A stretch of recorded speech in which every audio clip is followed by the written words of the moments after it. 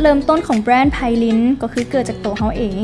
จีต้องการที่จะออกแบบและสร้างเสื้อผ้าที่สวมใส่ได้แท้ตอบสนองไลฟ์สไตล์การใช้ชีวิตประจำวันในแบบที่เป็นตัวของเขา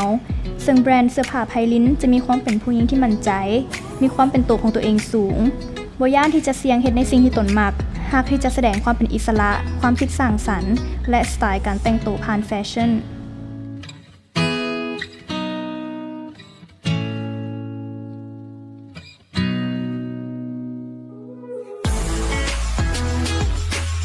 มิชชั่นของไพลินก็คือการออกแบบเสื้อผ้าที่ผู้หญิงควรจะต้องมีติดตู้ไว้เสื้อผ้าที่เสริมสร้างความมั่นใจเป็นแรงบันดาลใจให้ผู้หญิงได้แสดงความเป็นตัวเองออกมาเพราะทุกๆแบบมันเฮาสร้างมาเพื่อให้สามารถนำไป mix and match นำสิ่งอื่นๆในสไตล์ที่เป็นตัวของเขาเจ้าเองได้